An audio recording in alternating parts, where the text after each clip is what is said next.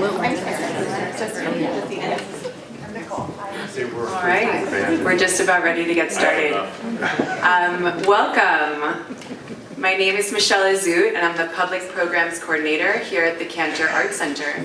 We're delighted to welcome Jed Perl and Alexander S.C. Rower here this evening to discuss Jed's new book, Calder, The Conquest of Time, the Early Years, 1898 through 1940, which, believe it or not, is the first biography ever written on Alexander Calder. I was so surprised about that.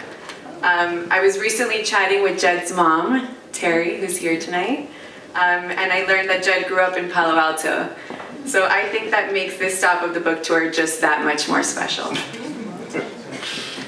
Also, since tonight is all about Calder, I wanted to mention that our beloved Calder chariot, 16 Black Leaves from 1957, is hanging upstairs in the Friedenridge Family Gallery. So be sure to check that out after the talk.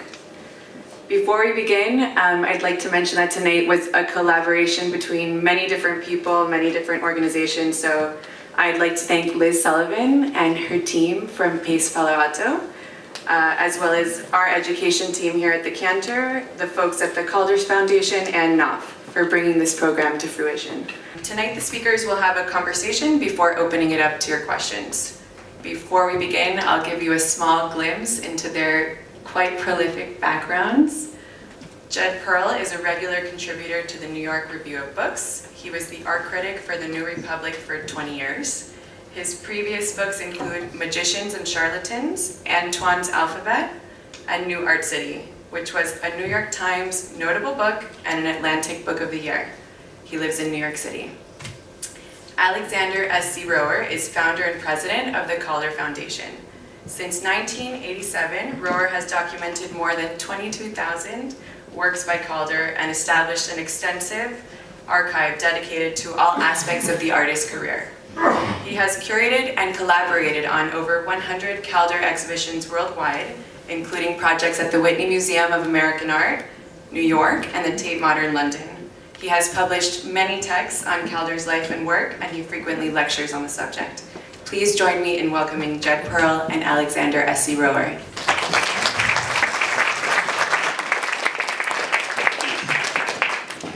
It's a truce tonight. Mostly because of these chairs. These chairs are amazing. You think they're amazing? You guys should all check these chairs out afterwards. I think they're amazing. A little. I'm not sure if it's comfortable. Yeah, and it's not clear if they're good for a conversation like this. So what we do is we have a conversation. And we never know what's going to happen. And we don't know where it begins. We don't know where it's going to end. Well, it's going to end with some Questions. some tequila, probably. Something like that. Maybe some questions, I guess. Yeah, I thought it might be fun to talk about Chariot here.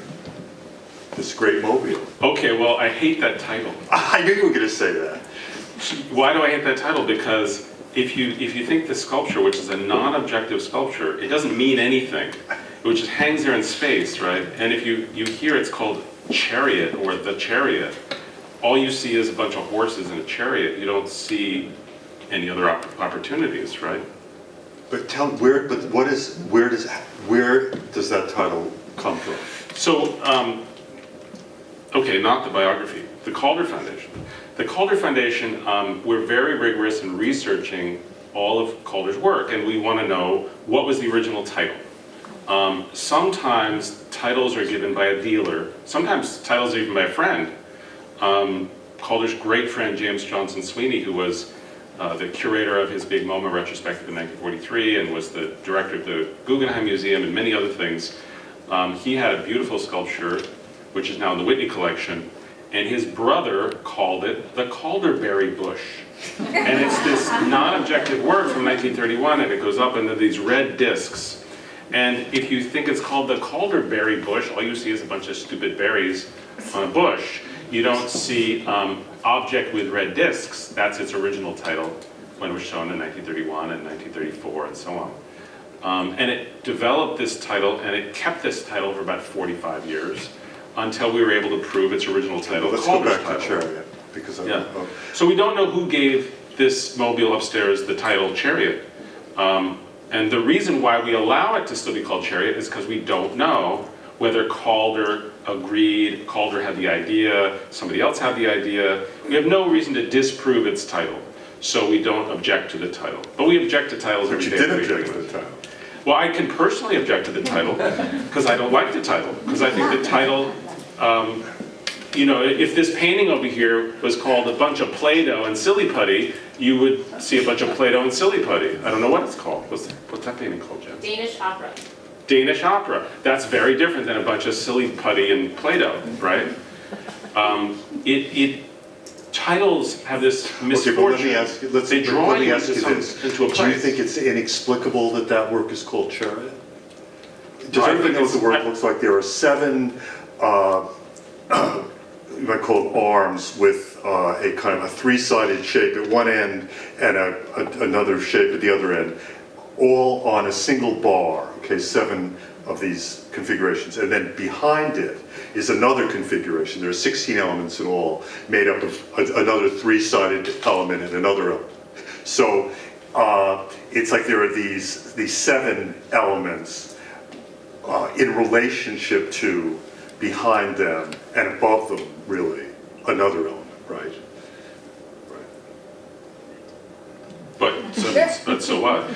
So there are a bunch of things in space, and the problem with these kind of titles that preclude an opportunity to engage the work in a very personal way. So you look up at Chariot and you move on to the next thing. You don't look up and it doesn't say untitled, or it doesn't say black elements on a bar or something like that. It's interesting. I've had these conversations. Sandy and I have been having these conversations for years now. 9 years. And I've also, interestingly enough, had them with Sandy's aunt, Calder's older daughter, who is a very different person from Sandy. They're very different kinds of people. But she will say, in her quiet way, exactly the same things that you say in your noisy way. She'll get furious that something has a title that anthropomorphizes it or something. She'll say, no, it's just it's not a head, it's a disc, okay? I'm noisy and he's vociferous.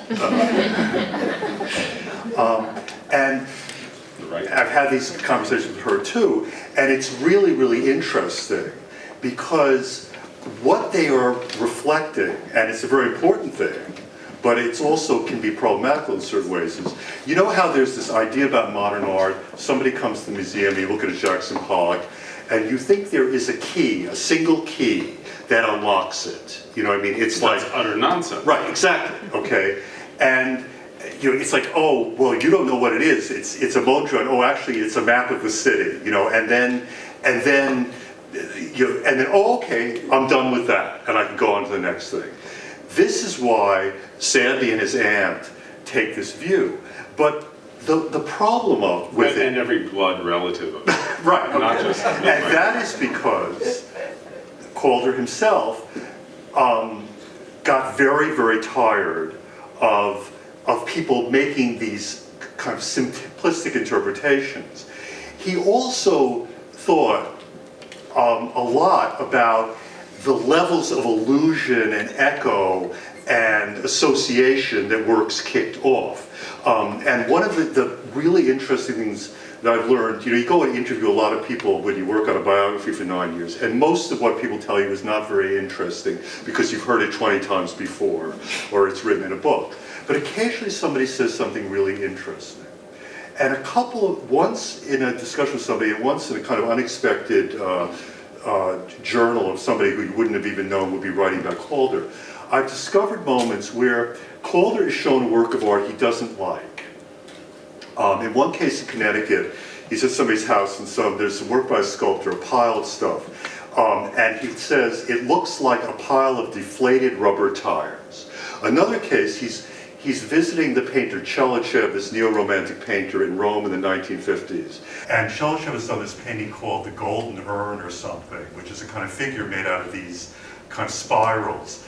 And Calder looks at it after these people have given him a nice lunch, and he says, it looks like a pile of bed springs, okay?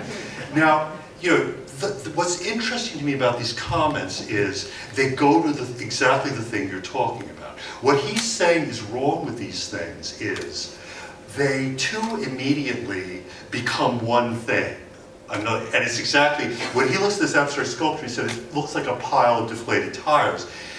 He's saying that doesn't give you, the viewer, exactly what you're talking about, this freedom, okay? And in fact, when you start to think about Calder's work, with this in mind, I would say what you begin to realize is it's not that there are not these allusions to a chariot, perhaps to a bush, to clouds, to leaves, or whatever. But what Calder does is he creates a kind of network or mesh of allusions, all of which are in these kind of complicated relations to one another, so that you don't go immediately to lock down with one interpretation. So just as you said, I was thinking about this upstairs. If you call this chariot, those are 7 very weird horses. They're not horses. They don't have 4 legs anywhere, you know. And yet there's something about the configuration and the sense of that 7 things as pulling something or pushing something that could be associated with some kind of idea that might connect with the idea of a chariot, or something like that. So I think the thing that you're reacting to is this lockdown of meaning. But on the other hand, and I've had these conversations with you and with your aunt, I think Calder, it's not that he doesn't want you to have illusions, but he wants them to kind of be complex and mysterious, and perhaps to take you to a kind of enigmatic place. And he wants them to be personal. Right, yes. He doesn't want somebody to dictate what the experience is going to be. Exactly. And that's the biggest problem with this whole titling quest in Calder. There are many, many titles that were not by the artist that are accepted titles today because they were during his lifetime and during big shows, and so he was aware of it, whatever.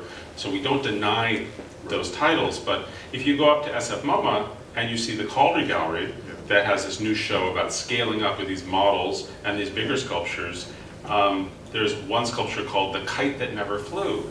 It's a big version outside, and there's the maquette inside, and you can see the process by which the artist made small to big and so on. That's really interesting. But what is The Kite That Never Flew? What does that mean? Now that's a real Calder title, because that also doesn't... Hey, I gave a whole talk at Princeton about that title. Yeah.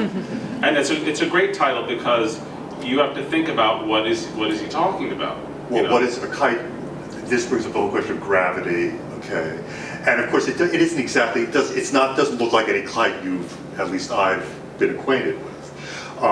So yeah, it's a title, it's a metaphoric title that is suggestible. It's suggestive. But he also didn't give a damn. There's another sculpture in that same installation that's called Trois Disques, 3 discs, and it's an aluminum sculpture that became one of his grandest masterpieces, which is in Montreal.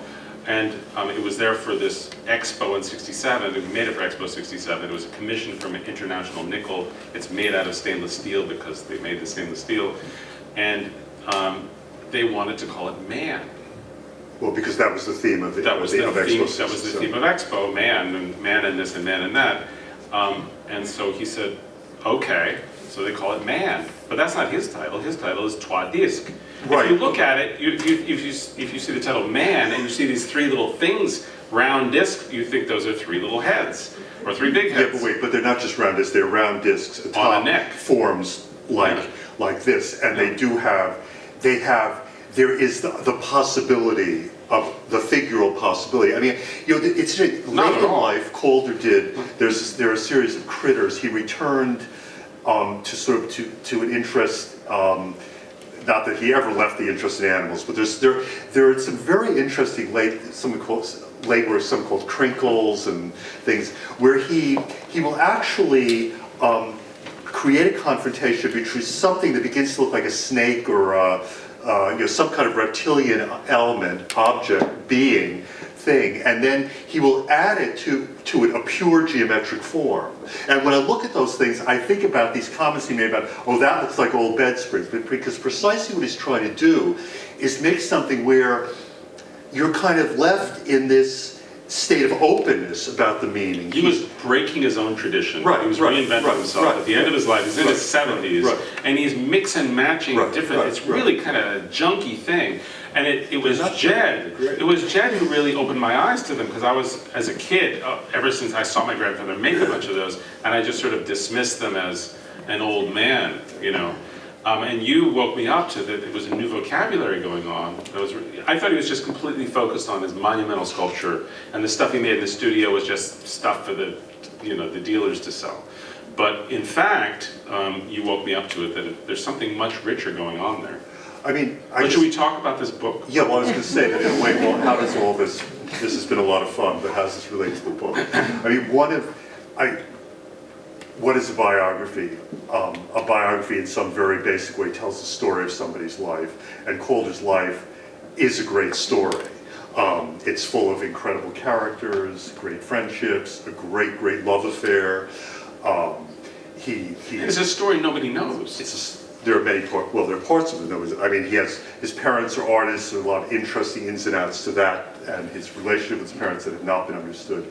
The backdrops for the story, New York and Paris, but also San Francisco during the Panama Pacific Exposition, Pasadena around 1908, when it's a hotbed of the arts and crafts movement, which I have come to believe was very formative for Calder. So there's all that. And then there's the question, if you're dealing with a biography, writing a biography of a creative person, an imaginative person, there's a question which in the first pages of the book, I kind of comment on this. I say that there are two aspects to the biography of a creative person. There's what I call the physics of biography, and that's figuring out how these things fit together in real time and space and how they go together. And then I say, and then there's the metaphysics of biography, which is how does that relate to this very mysterious thing of the imaginative life, which is what we're talking about now. And I have hoped to do, I've tried in this biography to do both, to tell what is it, certain parts. I mean, when Calder and Louisa James meet on a boat back to America in 29, it's a great story. It's just a wonderful love story. It's set against the very end of the Roaring '20s. But I've also tried to grapple with these questions, for instance, how does this man become the great kinetic sculptor of the 20th century? It's not that he's the only one. There are some people who did some kinetic sculpture before him, Duchamp, Moholy-Nagy, etc. And there's some very interesting kinetic sculpture done after him, but nobody goes into it with the depth, with the expansiveness of Calder. And where does that come from? So how do you explain those imaginative leaps? And that's been one of the great challenges, really, of writing a book like this. And for me, it's never just one thing, which in a sense ties in with what we're saying about how one perceives the work. So when you look at Calder and the kinetic, Calder and the mobile, you have to go from things as immediate as this man's passion for the physical, his passion for sports in college, even though he was really, by his own work, he himself said he was a terrible athlete. His passion for social dance all through his life, his great love, and his wife's love for dance parties, with samba parties, jazz music parties, with jazz musicians they brought up from New York to Connecticut. But there's also, so that's kind of the visceral and immediate, but there are also all kinds of broader and in a sense more enigmatic and perhaps hard to kind of pin down forces affecting this man. So one of the things I talk about a bunch in the book is the fact that in the 1920s and 30s, in these bohemian circles that Calder moved in, the whole question of dimensions beyond the third dimension was widely discussed. Duchamp, those of you who studied Duchamp at all know Duchamp was very interested in the fourth dimension, but there was discussion of the fourth, fifth, sixth, and seventh dimension, whatever those may be. It gets a little bit hard to understand. There were discussions, is the fourth dimension another dimension of space? Is the fourth dimension time? And when you start to think about these things in relation to the mobile, which first of all, sculpture takes painting in the third dimension of space, and then you could argue the mobile takes sculpture into the fourth dimension of time. And so in the book, I bring in some of this contemporaneous thought about the fourth dimension and linking it to Calder through friends of his at the time who were actually interested in these things. So I try to kind of create a rich stew of kind of multiple influences and impacts that are moving this man, because I think it is the nature of a great imagination, that it operates not in a sort of clear linear way, but by leaps perhaps and zigzags that are very hard to, you can't trace them always in a clear linear way.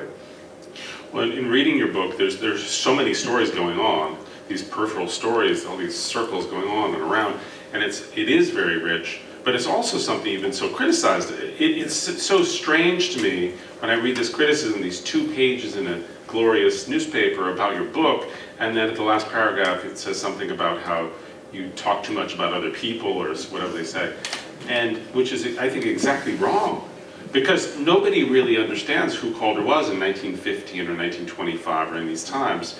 And putting it in that context and talking about Mary Butts or these other interesting people is, I think, really incredibly important, but it's also key to understanding who he is and where he's coming from, that he comes out of the arts and crafts movement. No one's ever said that before. No one has ever written down on a piece of paper that I've ever known, no one's ever published, that Calder originates from the American arts and crafts movement in California.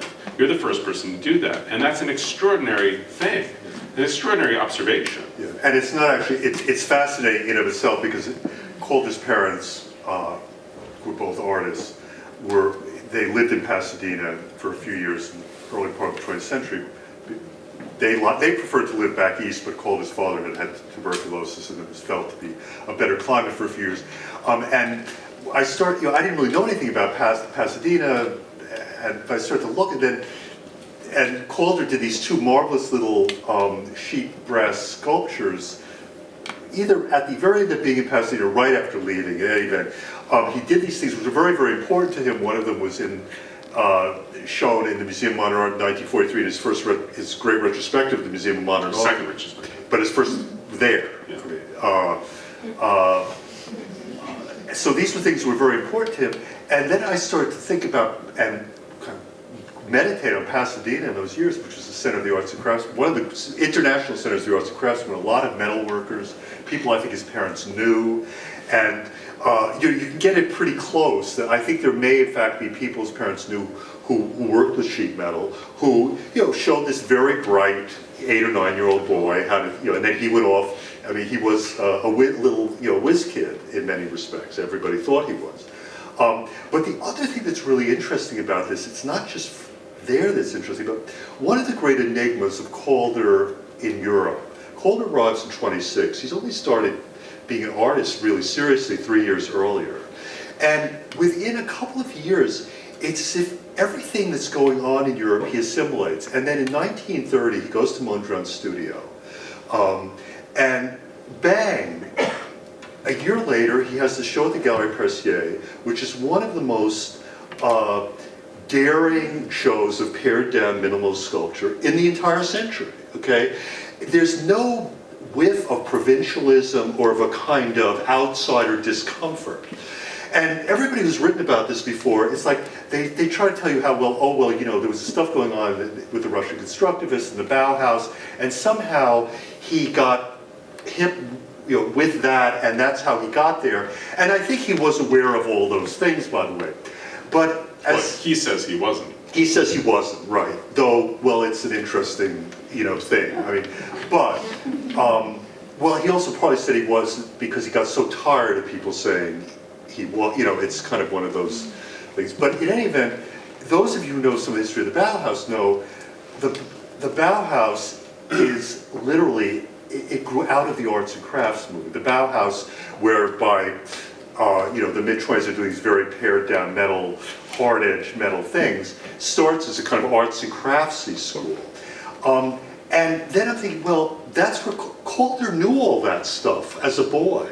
So I think part of the explanation of Calder's extraordinary ease in kind of becoming part of the center of the Parisian avant-garde in the beginning 30s is that he's seeing all this stuff going on around him, and he gets it partly because he grew up with it. His parents, they saw themselves as modernists, although their work doesn't look modernist to us today. His father was a figurative sculptor, his mother was a portrait painter. But one of the interesting things I stumbled at some point, His parents were very into the essays of Oscar Wilde in the 1890s. Now, Oscar Wilde's essays, as those of you who are into this kind of stuff know, are some of the founding texts of formalism.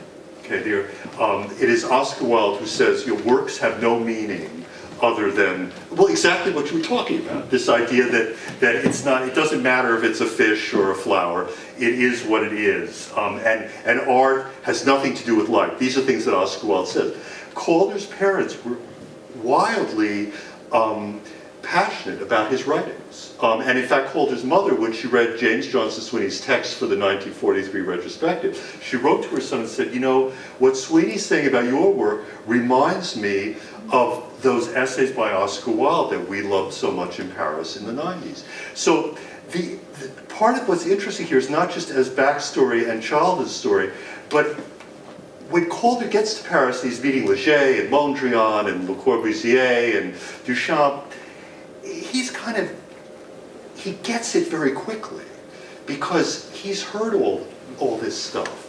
His mom and dad were always talking about form and color and line and what's more important. So he's like, oh yeah.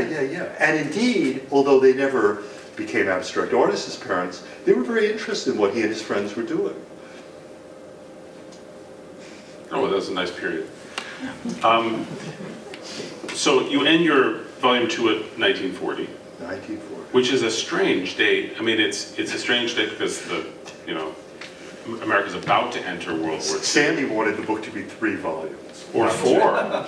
So he objects to, his main objection to 1940 is it should have been 1930 something. 35. So maybe. then we could have a 1930 something to 1950 something and then. No, that's too much. 36 to 45. He's in a race with John Richardson's Picasso. Actually not. And I'll tell you why. You don't know this. So I was thinking about John's books, which are magnificent books, and he's working on volume 4, and I'm sure it's going to be great. A totally different kind of writing style than you. It's a very breezy. It's an incredible use of language, but it's very breezy. You can sit down and just read it like it's candy almost. And I'm not disparaging. I think they're incredible, but. I got a little frustrated because that's kind of the standard now of artist biographies. But he's the only one who does it as beautifully as he does. It's the great, But come on, we've beautiful. got to tell them that our book is readable too. Well, but in the great competition, I was like, damn, we only got 2 books here, and he's got 4, and that was annoying. So I counted all the words. And you have more words in your 2 volumes than they do in their 4, so we're good. So that's it. Yeah. Sandy's satisfied. That was satisfying. It was. No, but in truth, it's very strange to have a 2-volume biography anyway. Still, that Knopf is committed to your book. I mean, it shows their great commitment. They printed so many copies. Well, I mean, to answer your question about 1940, I mean, the book, volume 1 ends with a chapter called The Classical Style, and I do feel that by the end of the 30s, all the sort of tools, formal tools in Calder's toolbox are there, really. He has all the elements, all the methods that he's then going to use for the rest of his life, which I think he keeps changing the way he puts them together. The richness and variety and the shifts in all kinds of directions from minimalist to Baroque, even within the same year. I mean, the same year you have him, 67, 68, you have him doing for Expo in Montreal, what I think is almost like this Gothic cathedral cut like with its flying buttresses, the 3 discs. You're welcome to your opinion. And then the next year he does for the Olympics in Mexico City, El Sol Rojo, which is the most minimalist thing imaginable, basically a disc on a tripod. And I think partly that juxtaposition is he's saying, this is my expressive range. But anyway, by the late 30s, I think all of that is in his hands. He's the master of all of that. And what we think of as the classic Calder mobile, with it sort of tends to be horizontal, to move like this with these forms that I'm afraid to characterize them as, because then, right, like pedal-like, leaf-like, whatever, flying saucer-like. Elements. What? The elements. that's when he begins in the late 30s to do those mobiles, which he then returns from time to time. And I talk at the end of this book, it's a chapter really about style, about the idea of what a classical style is. I bring in stuff from music, which I suppose my reviewers are like, oh my God, why is he talking about Charles Rosen's book, The Classical Style in Music? But anyway.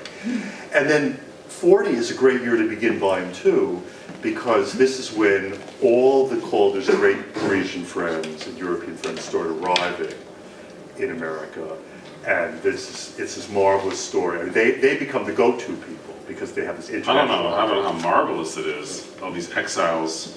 Well, but these give people... up their lives. And, but they're amazing. They just keep working. I mean, these people, they practically lost everything. They really, it looks in 1940, 41 as if the world that was their world is gone. I mean, Hitler is ascendant, let's not forget. I mean, people think that Britain is going to fall any day. So that's kind of this incredibly dramatic world history beginning. And then 3 years later, in 43, Calder has this great retrospective at the Museum of Modern Art, which is really the beginning of the shift from being this very important figure in an avant-garde world to then beginning to become what he will become in the 60s and 70s, when he and his wife, I think, are frankly a little thrilled, delighted, but also a little astonished and gobsmacked by what it all becomes. Great opportunities, but also, they are, Sandy and Louisa Calder are bohemians to their fingertips, and they remain that way to the very end, through everything. And it becomes a challenge for them in the later years to be who they are, to be simple and idiosyncratic. When you have this world sort of bearing down on you, and expecting you to do all. Well, I guess in volume 2 you're going to get all into the challenges they had as very politically active people, and then some people they didn't like trying to commission work from Calder and those complexities, and my grandfather sort of going along with it, and Louisa saying, absolutely not. Well, I think, we all, a lot of us in relationships know this is somebody who, Calder said very early on to somebody, he said, Louisa is a philosopher, and I say in the volume, she was in a way the philosopher of his life. And I think at the end of his life, she is the stalwart bohemian. She's also an aristocrat. She's a Boston Brahmin, so she has this combination of she comes from a very old, on her mother's side, the Cushies, a phenomenally old Massachusetts family with actually relatives who were great philanthropists hundreds of years earlier. So she has this, kind of old New England cred from all sides, and then on top of that, she's embraced this bohemian life. Calder and his wife, and even more than them, their son-in-law, were American soldiers, serving in Germany, who were going to be sent to Vietnam, who went AWOL, sometimes were being protected on the Calder properties in Sachet, in the Touraine in France, because France did not at that point have what should we call it, a treaty with the U.S. America couldn't get them back if they stayed in France. And it's too long a story to tell now, but there was one point, one of these guys who they had been harboring got caught back in the U.S. And Calder said it at one morning at breakfast. He said, we may never be able to go back. So they were very serious about these political things. And then with Louisa, his wife finds out that he's working for Braniff Airlines, which is owned by these hard-ass, Nixon-loving Republicans.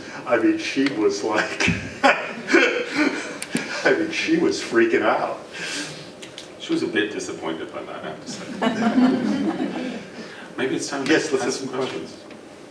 Anybody have any brilliant questions for Mr. Perl here? Or Mr. Rower? Don't be shy. So, would you say that part of the way his work developed came from the fact that he had a terrific sense of humor and he was very humorous about what he did? Or am I totally misinterpreting what I understand about his work? I think humor is one of the the quills and the bows in his arrow, what do you say, the quills in your, what do you, In your pen. whatever, no, what was it, you keep your arrows in a, one of the arrows in his quiver. He was capable of being as serious and sober as he was of being witty and goofy and eccentric. But you have to really draw it back to what was Paris in the 20s, what was going on, and how humor was explored as a high art form. It wasn't just a sort of base, jokey kind of thing.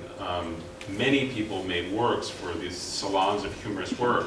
Calder did. Calder took some French loaves of bread and stuck them together with wires and made birds out of them. We know that because there are photographs of them. They don't exist, of course. They'd be kind of molded. They'd be rocky. But it's you have to understand more deeply what he was about. He really felt, in his own words, he felt that art should not be lugubrious. So think Francis Bacon. He wasn't a fan of that kind of work. He was a fan, he thought that life already has enough challenges, and so shouldn't art be something that brings us up, that elevates us a little bit, even just a little bit, or a lot. And that was very much his character. And he wasn't the kindest person, he wasn't the funniest person. If you see him being interviewed on some little TV, he's making jokes, but if you knew him and if you understood the way he spoke, his jokes were very cutting, actually. And the thing about the TV interview in the late 50s, he really got disgusted by being interviewed by people who weren't qualified to interview him. So here he was on like CBS News in 1957 or something, and he's in a room in a TV studio with a bunch of his mobiles, and this journalist is saying, Mr. Calder, how do you know when you're finished? And the question is, how do you know when you've come to the sense of completion in your abstract work? That was the question, right? How do you know when you're finished? And my grandfather said, when it's dinner time. And that was his way of saying, you don't have the right to ask me that question, and you also don't have 3 hours to listen to the answer. But he just made a joke out of it, and it was funny, but it was actually really and incredibly rude. If you knew him, you'd understand he was being incredibly rude to this person in a silly manner, but it was actually quite sarcastic. I mean, the work upstairs, Chariot, I wouldn't call witty. I mean, it's. I wouldn't even call it Chariot. I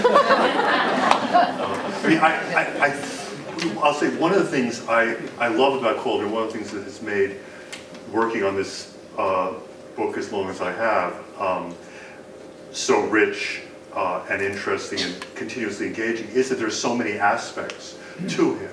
He has an extraordinary wit, and sometimes it's a kind of eccentricity, a taste for the crazy, the wild. But on the other hand, he has a taste for the austere and the ponderous. I mean, he has a lot. Think of this man who makes stabiles and mobiles, which is also a sort of, there you have. One of his favorite words, which we haven't discussed in any talk yet, was disparity. He said disparity was the key to his work. And we think about disparities related to the idea of physics and math, of parity. But we think about the disparity of things being somehow dialectically opposed. I don't want to get into it, but I think it has something to do with the balancing of different things in mobiles. But it also, think of it, the ponderousness of a stabile, the different quality of a mobile, the funny work of the late 1920s, the very austere work of the early 30s, which people talked about as being Platonic in some way. So I think one of the things marvelous about him is that these things go back and forth, and it's never in one direction. He will go do one kind of thing and then the next year do another, which I think is, we're all like that a little. One has different moods. There are days you wake up and you're very playful, and there are days when you wake up and you're not me. Never. Oh, poor Sandy. Oh my God. Anyone else have another question? I really love the dust jacket and the photograph and the conquest of time, could you talk about the subtitle, but also that photograph, that portrait? Well, the photograph is really cool, and we never had any question about what was to be on the cover of Volume 1. This is Calder's, the room that was his studio on the third floor of the house that he and his wife rented on the Rue de la Colonie in Paris in the early 30s. And this is the room in which Marcel Duchamp looked at one of these early kinetic works and said, call them mobiles. So it's really, it's very much a present at the creation moment. Conquest of Time, the Conquest of the Fourth Dimension. I mean, the titles are hell, and we had some horrible titles, and we had sort of arrived at Wait, something. who's we? It's not my book. I'm usually very good with titles, but this was a nightmare, and something if I'd been arrived at, which the entire Calder clan hated. And Sandy was explaining to them that this was it, and everybody was just going to have to swallow it and go ahead. And then one day he said to me, he poured something very strong, and he said, look, Jed, can we talk about it? And we did what you're supposed to do. We blabbed. It's actually funny, it's actually the title of a book by H.G. Wells, some futurist thing, which I bought but haven't read yet. And Volume 2 is called The Conquest of Space, because of the big public works. It's mostly to sell books. But what is this supposed to mean? I better buy it. So can we come back to the concept of it being a mobile? So when some of his sculptures were put up in galleries, was there a particular position that he wanted the elements in? Or did he mind if you would come up and blow on it and make it look different? For many years. Well, wait a second. It's Okay. not supposed to be in a gallery. It's supposed to be in a home. All of his works are made for homes. They weren't made to be in museums. Museums didn't exist in this time, pretty much. I mean, there were a couple of them. Not like today where there's museums at everybody's home, practically. But so you have to think about that wonderful sculpture, the Knot Chariot, up there. It's supposed to be in your house. Where would you put it? How would you enjoy it? How would you engage it? What would the experience be? That's what he was thinking when he made those sculptures. And you could put it how you wanted it. Well, his idea, that sculpture should be high because you should be looking up at it. A lot of the elements of a sculpture inform you how to hang it. Or you could hang it in a stairwell if you had a big enough stairwell or something like that. If they're horizontal elements, you have to be able to see them. You can't hang it right dead at eye level. They have to be either high and some rare cases low. The sculpture kind of tells you something about how high to hang it. But it's really supposed to be, it's supposed to be in your life. And your engagement with it is the key thing. You're supposed to discover whether you should blow on it, touch it, accidentally bang into it. All those kinds of activations, like forget about the value of it for a second and just think about it as a non-valuable thing in your space, in your home, that you engage and you engage it for years. It's like a family member.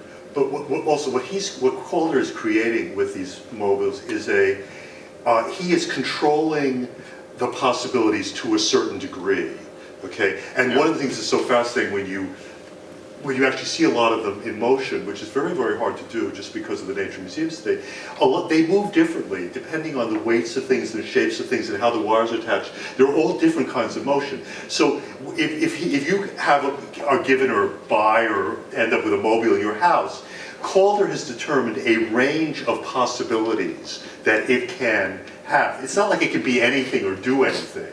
It does a certain range of things, and then you engage with that range of possibilities.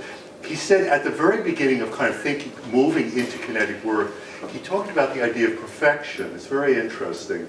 And feeling at some point in the early 30s that maybe he was, and this is what he's doing, he's very pared down things, that he was dictating what perfection was and saying, well, and this is what he had things that are nice, like mobiles, but things that moved a little bit. He's saying, well, if it moves a little bit, then I'm saying, this isn't necessarily perfection, this isn't, and he's inviting you, again, not to tear all the pieces apart and put it in ways, but he's inviting you to say, well, from this or this or this are the possibilities of perfection, and I'm inviting you to engage with those. So it's a kind of controlled but open experience that I think he's inviting. And in early shows, up until the mid-60s at the Guggenheim, people could touch and blow on mobiles.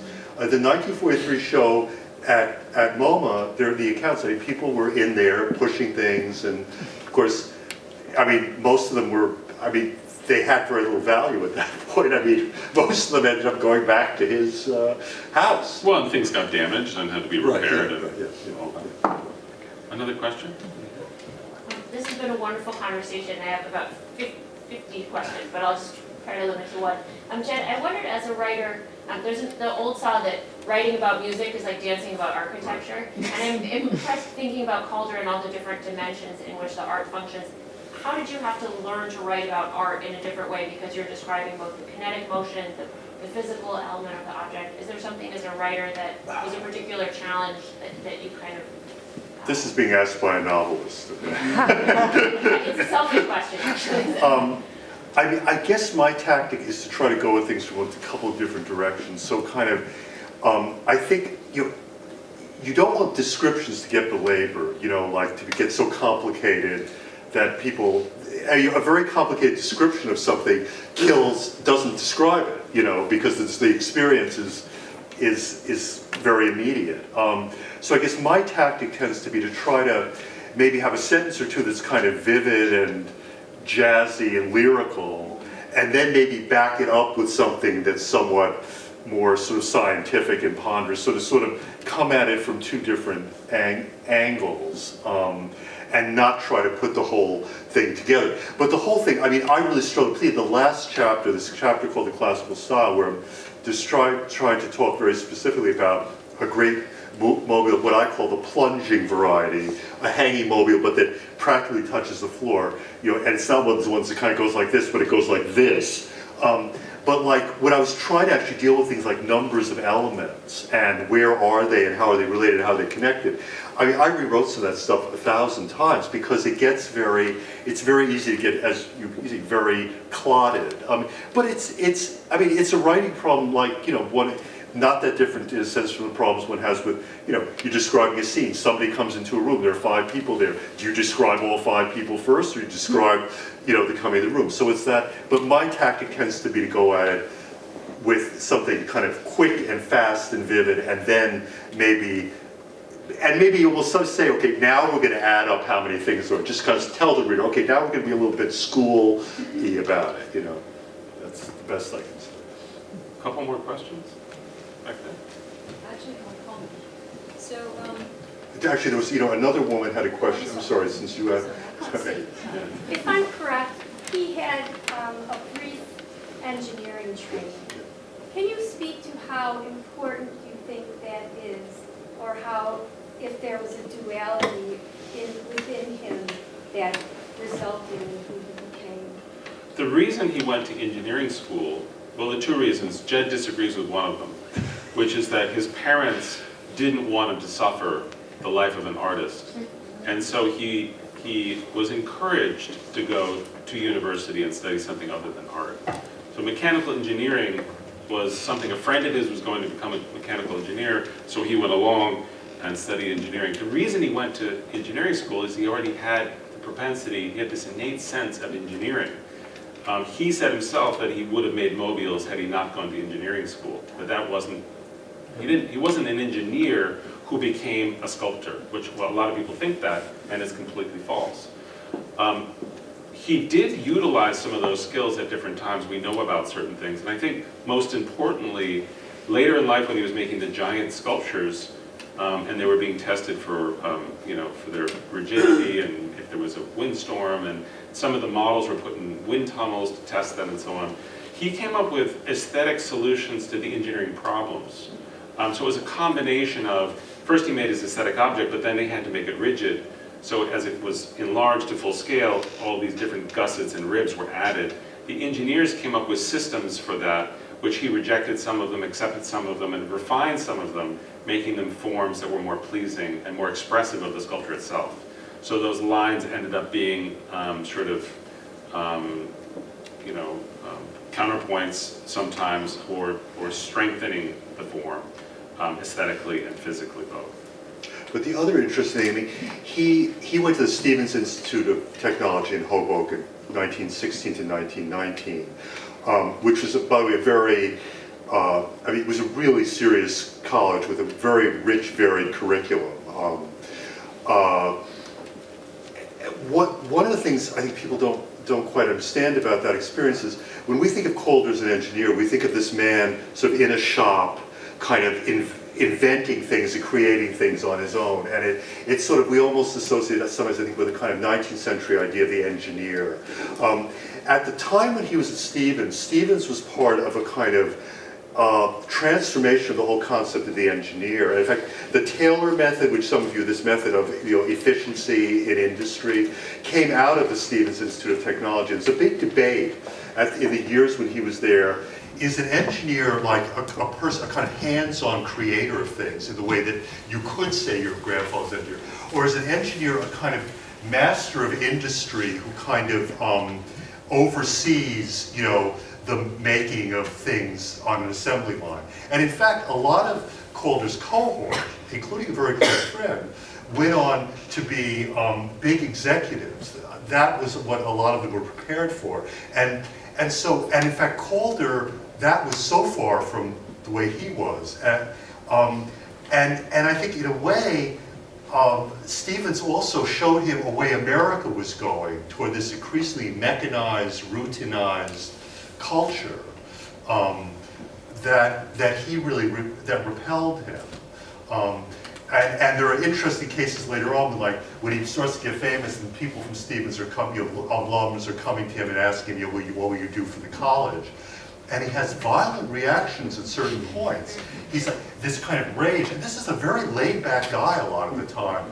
And I think it's partly he associates some of his cohort with a part of America, the military-industrial complex kind of part of America that he and his wife so abhorred. So what he loved about engineering was what he ends up doing with these friends in the ironworks, where they're trying to figure out together how to make something beautiful work. And then, of course, yes, he has some of the he can speak the language, which is fun for him. So I know you've looked, you know, in depth into other artists for like Watteau, for example. Why Calder? And do you remember the first time that you experienced one of his works? I don't remember the first time. It would have been the Museum of Modern Art, I'm sure, when I was, you know, a little kid. I've always just loved the work, okay? And I think, you know, I don't care how big an intellectual you are or whatever. I mean, art is about a very immediate experience. And you know, it's funny, a couple of people have asked me this question about Watteau. I wrote a book about the 18th century painter Anton Watteau. And Watteau is, I've been thinking about this really because Watteau is a painter who's often accused of being, he paints lovers and little, you know, romantic bowers and flirtations of women turning away from men. And you know, he's often has a reputation of being a rather flim-flammy kind of artist, when in fact he is one of the commanding figures of the 18th century and is actually a very sinewy artist who has very deep and profound things to say about the nature of love and even the nature of 18th century society. And you know, in a way, there's the same issue with Calder, that, you know, he's the I was going to say, clown. who are you talking about? What? You know, and he's, you know, Calder is associated with the circus, and yet one of the things I talk a lot about in this book is in 1936, Socrates 36, right? The great American composer Virgil Thompson asks Calder to do the settings for a sort of chamber opera by Eric Satie called Socrate, which ends with about a 20-minute scene about the death of Socrates, okay? And Thompson goes to Calder, okay, for what is one of the most somber stories in Western civilization, okay? So Calder has this kind of double quality too. So in a way, the more I thought about it, there's sort of a connection there, which I hadn't realized for a long time. Should we take one more over there? Why has there not been a biography written of Calder before this? We usually begin with this, but we'll end with it. You want me to answer that? Yes.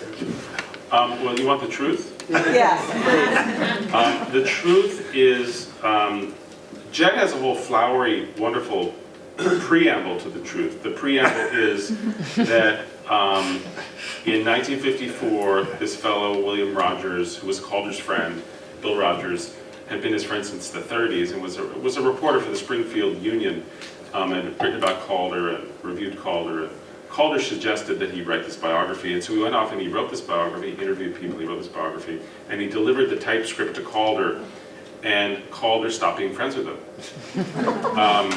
And they were good friends, and they just never spoke again. And Bill would write, we have all the letters at the foundation, we have the typescript, we have the letters where Bill writes, pleads with Calder, please just be my friend again, and forget the book,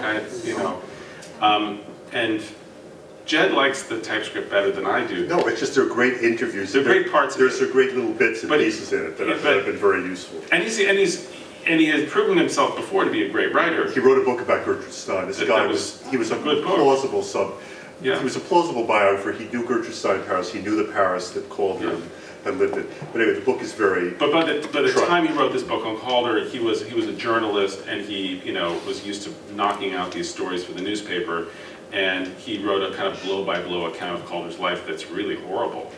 And I'm not surprised my grandparents both hated this manuscript. So that sort of posed this sensation in the family. This is Jed's proposal, that we kind of hate biography and think it's a bad idea, and it always works out poorly, and things like that. So here's the truth. The truth is that when I started the Calder Foundation in 1987, which is 30 years ago, it was really about cataloging all of Calder's work and understanding what he made and when he made it and what are the right titles and what are the right dates and all this stuff. And over time, I was approached by numerous biographers, I think I counted 15 the other day where we were thinking about who they all were, to write a Calder biography over these last 30 years. And people would come and say, I want to write the Calder biography. There isn't one, let me write a Calder biography. And I'd say, well, why do you want to write it now? Why is the time? And this one particular illustrious author, she said, well, because there's a Calder show opening in 18 months. And of course that was just completely ludicrous. And there was, thing after thing after thing that just didn't seem right. It wasn't a good fit, or just seemed preposterous. And then Perl here came along. And he actually was commissioned to write a book in this series of Americana kind of, about the hamburger and stuff, as you said. It was a series that Yale University Press did for a while called American Icons, very short little books. And there was one about the hamburger, and I was going to write these 30,000 words about Calder. Well, they gave him carte blanche. What do you want to write about? And he said he wanted to write a book on Calder. Back to your question, like when did he first see his Calder? Why Calder? And I keep asking why Calder. He's never answered the question. Watteau. But no. Anyway, so Jed became a little bit concerned. He was about to start this Calder project, and he found out there was a foundation. Well, I wasn't going to sign this contract. I didn't know if there was a foundation or family or what, but anyway, I wasn't going to sign a contract until I found out what was going on. So I met this guy. Well, he wrote me a note, which I didn't reply to. And he characters about it because he always has to be very scary for the first 6 months. So scary, frightening, absolutely frightening. So anyway, he made this date to come have a chat, and I had prepared myself for the chat because I had reread an essay he had written back in 1998. So our meeting was 9 years ago. So however many years apart that is. There was a centennial show of Calder at the National Gallery in 1998. There was also a Leger exhibition and an Alto exhibition, and he wrote an essay about these three guys who were great friends, and they all had shows on at the same time on the East Coast. And it was a really incredibly remarkable piece of writing.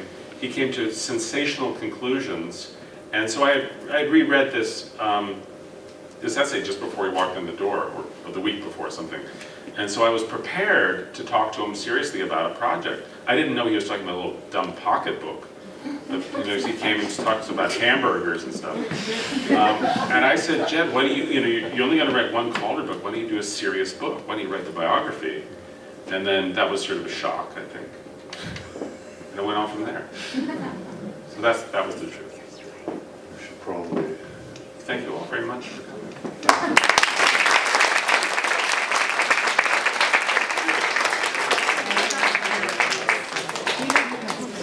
The story's getting better. Aber das ist okay.